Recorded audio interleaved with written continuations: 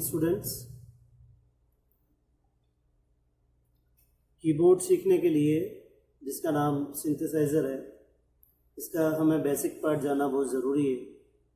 इसलिए आप सभी से मैं रिक्वेस्ट करता हूँ कि जो मैं भी बेसिक जो चीज़ मैं आपको सिखा रहा हूँ उसे आप ढंग से समझें, जानें और उसे इम्प्लीमेंट करने की कोशिश करें, उसे उसी अकॉर्डिंग प्ले करने की कोशिश करें।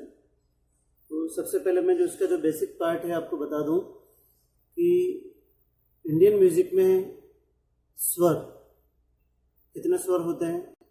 7 स्वर आप सभी ने सुने हैं, 7 स्वर सभी ने सुने हैं, जिसे हम शुद्ध स्वर कहते हैं। 7 शुद्ध स्वर, ये आप देखिए 7 शुद्ध स्वर इन द इंडियन म्यूज़िक। सा, जिसको हम षड्ज कहते हैं संगीत में, रे को ऋषभ कहते हैं, ग को गंधार कहते हैं, मा को मध्यम कहते हैं, प को पंचम कहते हैं, ध को धेवत कहते हैं, नी को निषाद कहते हैं। वो जो लास्ट में जो सा आता है वो सा वही है, वो अलग सा नहीं है। उस सा से हायर स्केल स्टार्ट हो जाता है, ओके, और उस हायर स्केल से वापस 7 स्वर चालू हो जाएंगे। तो ये हम जो बात कर रहे हैं मीडियम स्केल की बात कर रहे हैं। तो हर स्केल पे तो कितने स्वर हुए?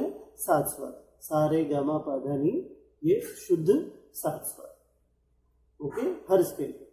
इसके बाद हम बात करेंगे कोमल स्वरों की।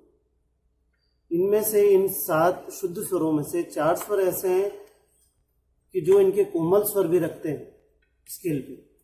ये कौन कौन से स्वर हैं? रे, ग, ध और नी। जब हम किसी भी सॉन्ग की या किसी भी गीत की जो नोटेशन लिखते हैं तो इसे हम लिपि में अंडरलाइन इन स्वरों के नीचे हम लगाते हैं, तो हम समझ जाएंगे कि ये कोमल स्वर है। कोमल स्वर की पहचान हुई, अगर अंडरलाइन लिखा हुआ है रे, ग, ध, नी, ये 4 स्वर ऐसे हैं जो कोमल स्वर भी है। तो they are having also the komal स्वर्स रे, ग, ध, नी। तो 7 + 4 11 स्वर्स हमने जान ली। अब एक स्वर और बाकी है स्केल पर, जिसे कहते हैं मध्यम तीव्र, मा तीव्र, जिसे हम लिपि में जब हम लिखेंगे किसी भी सॉन्ग के नोटेशन में तो मा के ऊपर स्ट्रेट लाइन राइट साइड में उससे हम शो करते हैं, जिससे कि हमने दिया हुआ है नीचे, आप पहचानेंगे। तो मा तीव्र, मा के ऊपर स्ट्रेट लाइन। तो 7 शुद्ध स्वर एंड 4 कोमल स्वर्स प्लस 1 तीव्र स्वर जो मध्यम है, तो टोटल कितने स्वर हो गए बच्चों? 12 स्वर्स, 12 स्वर हिंदुस्तानी म्यूजिक में, इंडियन म्यूजिक में स्केल पर जाने जाते हैं, बजाए जाते हैं। अब ये स्केल हम आपको बता दें कि ये 3 स्केल होते हैं। स्केल जो है जिसे हम सप्तक कहते हैं।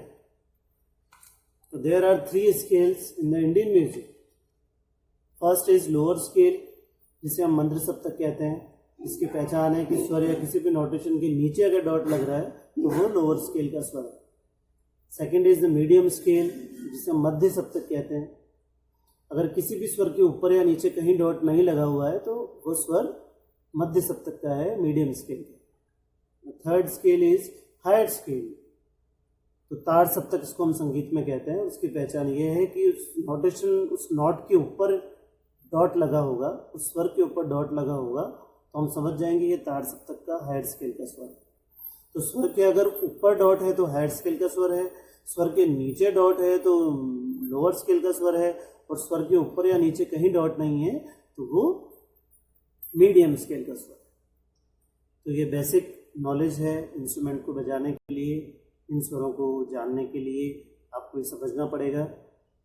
तो ये आप अच्छे से कीबोर्ड सिंथेसाइजर प्ले कर पाएंगे। तो इन बेसिक नॉलेज को आप समझें, उसको सीखने की कोशिश करें और इसके अकॉर्डिंग ही प्ले करने की कोशिश करें।